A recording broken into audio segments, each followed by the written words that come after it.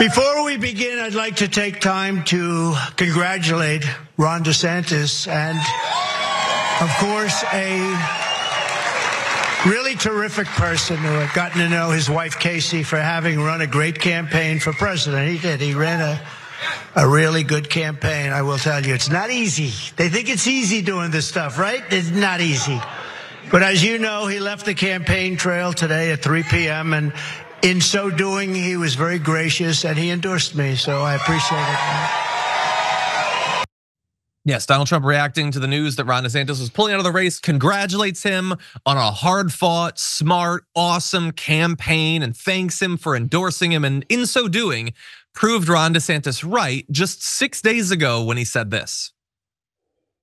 You can be the most worthless Republican in America, but if you kiss the ring, he'll say you're wonderful. Evidently. That was literally last week that he said that. Like, you can be dog ass, and if you just say he's great, he'll love you. Yeah, evidently that's actually how it works. And so he pulled out of the race. He immediately ran to endorse Donald Trump, and we'll talk a little bit more about the consequences of that later on, but instantly Trump loves him now. Great, smart campaign. He was mocking him 100 times a day on True Social, but now it's hard fought. He was good at it all. And he's even pulling back on the insults. Here's a demonstration of that. He just said, will I be using the name Ron DeSanctimonious? I said, that name is officially retired.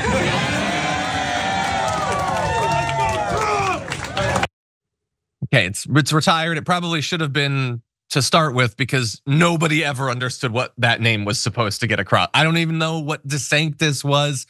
A lot of weird made up names that weren't particularly strong, but he's no longer going to insult him, okay? Why? Because he bent the knee, he kissed the ring, he licked his boots, that's it. Doesn't matter that they were fighting, doesn't matter that they were absolutely vicious to each other. So we're not gonna hear DeSanctimonious anymore. I assume we're not gonna hear Meatball Ron anymore. Remember when he was insulting DeSanctis's Italian heritage? We're not gonna hear that anymore. Oh, we're probably not gonna hear any more of when they were literally accusing his wife, Casey DeSantis, of breaking the law by committing voter fraud. Remember when Trump just mentioned her? They were implying that she was doing the same sort of stuff that Biden and his camp were. I'm assuming we're not gonna have any more of the memes of how DeSantis was a pedophile who was grooming high school girls anymore. Look, I know that this is how it works in politics, and maybe they're the mature ones, that they can just move on from all that. But they were viciously attacking each other, implying the most evil and immoral of acts. And now, no, just vote for Trump. I guess I endorse him. And oh no, thank you, that's great. I don't hate you anymore. You're not an idiot. You're not a moron. You're not anti-MAGA or whatever, and you're right back in. So I guess that's unity, Francesca. I mean, we've seen worse in terms of Trump completely owning his enemies and former primary contestants. I think calling Ted Cruz's dad the Zodiac killer while also calling his wife, I don't know, a dog or some just ugly. And then have him having a photo of Ted Cruz phone banking. I mean, it's beautiful. We can only hope we get some Ron DeSantis phone banking for Donald Trump. And I do think that the mention of his wife is a little bit of a like, anyway, I know his wife, right? Like, it's a little cucky, you know what I'm saying? Well, yeah, I mean, look, they did the voter fraud thing, but there was that vague thing that they never really followed up on, but that like they were implying there's something about Casey DeSantis. I literally don't even know what that was supposed to be, but they were definitely implying something, but no, it's all good. And Ron DeSantis is going to bend the knee. And for the rest of his life, Casey DeSantis is gonna not remember any of that stuff or have utterly lost respect for her husband over the fact that he's now bowing down to the guy who was implying all that stuff about her. I don't understand these people. These people also are that Ron was gay, unhuman. Remember that? Oh, yeah, no. Yeah, he's also gay, by the way. He's both a pedophile of high school girls and also a gay guy. Yeah. But we're moving past it.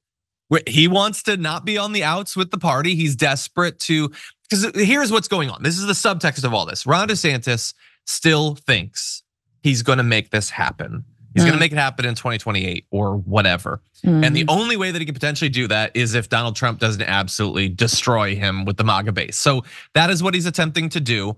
But again, what the MAGA base wants is strength. And so all of these guys in the past who've bowed down to Trump, or try to just bide their time, the Ted Cruz's and all that, how did that work out for them? The Chris Christie's, how did that work out? You guys wanted to be tough guys, that didn't work. So then you bowed down for several years to Trump.